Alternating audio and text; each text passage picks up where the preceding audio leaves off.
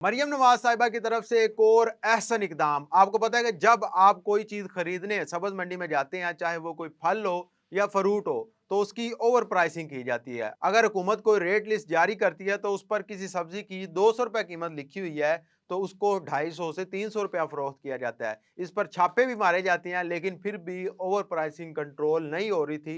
और एक आम शहरी को नहीं पता था कि आज की रेट लिस्ट के मुताबिक इस सब्जी की या इस फल की कीमत कितनी है। तो मरियम नवाज साहिबा ने इसका भी हल निकाल लिया है। अब लाहौर की मुबैना तौर पर हर सब्ज मंडी में डिजिटल रेट लिस्ट मुतारिफ करवा दी गई है। यानी आप किसी भी सब्ज मंडी में जब जाएंगे तो आपको एक बड़े बिल बोर्ड लगे हुए नजर आएंगे, जिसके ऊपर वो रेट लिस्ट चल रही होगी और हर सब्जी की, हर फल की कीमत उस पर अवेजा की होगी, ताकि कोई भी शख्स जो कोई फ्रूट खरीदना चाहे या सब्जी खरीदना चाहे तो वो उसका रेट चेक करे और रेट चेक करने के बाद आसानी चीज खरीद सके। ना उसको बार्गेनिंग करनी पड़ेगी और ना ही कोई बहस करनी पड़ेगी, बल्कि आसानी से वो रेट देखेगा और रेट के मुताबिक वो चीज खरीदेगा और उसी रेट के ऊपर चीज दी जाएगी। क्योंकि जाहिर है आपके सामने एक रेट लिस्ट अवेजा होगी और उस रेट लिस्ट के मुताबिक वो दुकानदार पाबंद होगा चीज देने का। अब आप सोच रहे होंगे कि रेट लिस्ट तो पहले भी थी, अब इसमें नई चीज क्या है? ये डिजिटल रेट लिस्ट है। पहले जो रेट लिस्ट होती थी वो एक कागज के ऊपर प्रिंट हुई होती थी, और उस कागज का नुकसान ये होता था कि दुकानदार या ठेले वाले